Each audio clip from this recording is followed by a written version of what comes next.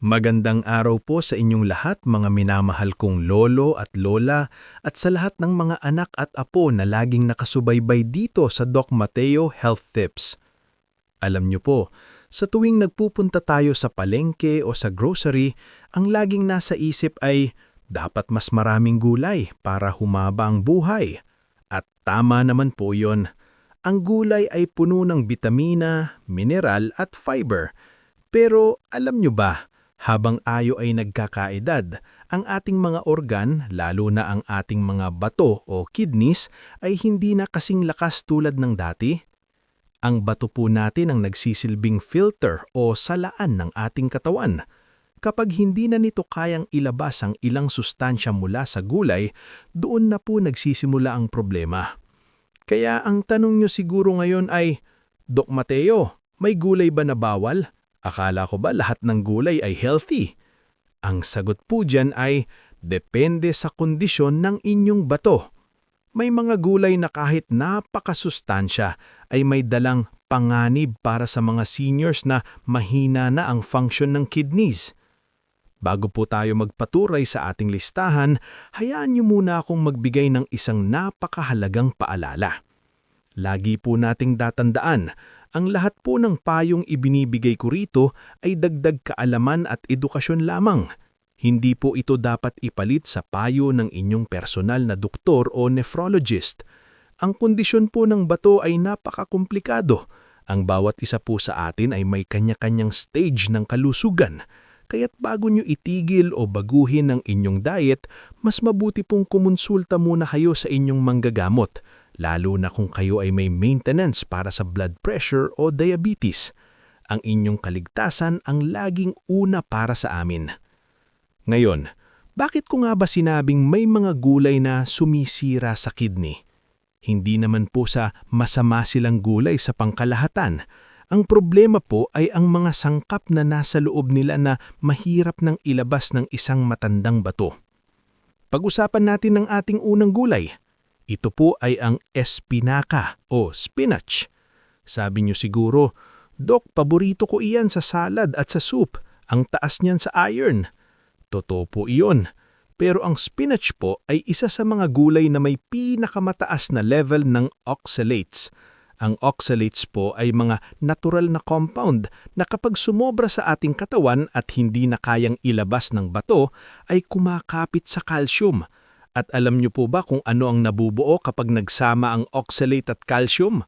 Doon po nabubuo ang kidney stones o bato sa bato. Para sa mga seniors, ang pagkakaroon ng kidney stones ay hindi lang masakit, kundi maaari ring magdulot ng impeksyon at permanenteng pinsala sa kidney.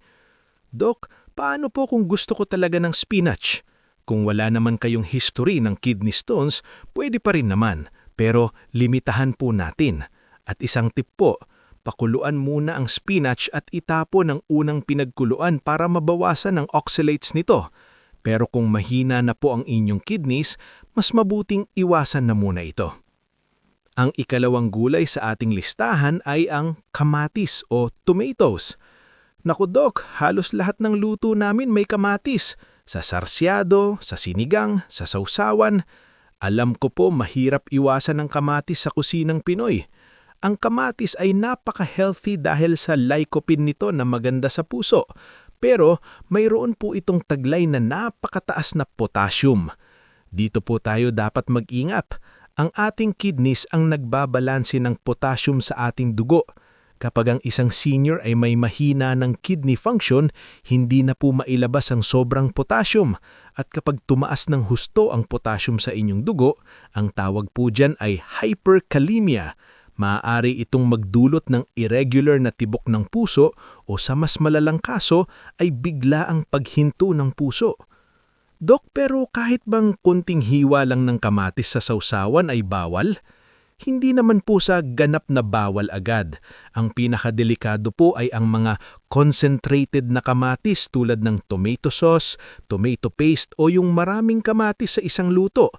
Kung kayo po ay nasa stage 3 o stage 4 na ng kidney disease, dito na po tayo dapat maging strikto. Ang saging, patatas at kamatis ang tatlong hari ng potassium na dapat nating bantayan. At ang ikatlong gulay na dapat nating limitahan o itigil kung mahina na ang kidney ay ang patatas o potatoes. Katulad po ng kamatis, ang patatas ay isa ring potassium heavyweight. Ang isang piraso lang po ng patatas ay maaaring maglaman ng higit sa 600 hanggang 900 milligrams ng potassium. Napakataas po niyan. Para sa isang senior na kailangang limitahan ng potassium intake, ang isang serving ng patatas ay sapat na para lumampas sa inyong daily limit.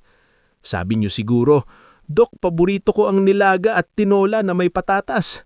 Kung gusto niyo po talagang kumain ng patatas, mayroon po tayong tinatawag na leaching process. Hiwain niyo po ang patatas ng maliliit, ibabad sa tubig ng kahit 4 na oras at banlawan ng maigi bago lutuin. Nababawasan po nito ang potassium pero hindi po ito nawawala ng lubusan. Dok, ano po ang pwedeng palitan ng patatas? Pwede pong cauliflower o kaya naman ay kaunting kanin na lang. Ang mahalaga, huwag nating hayaang mapuno ang ating katawan ng potassium na hindi na kayang ilabas ng ating bato. Ngayon, Dok Mateo, ano na lang ang pwede naming kainin? Baka naman wala na kaming matirang gulay. Huwag po kayong mag-alala. Marami pa rin pong ligtas na gulay para sa kidneys ng mga seniors.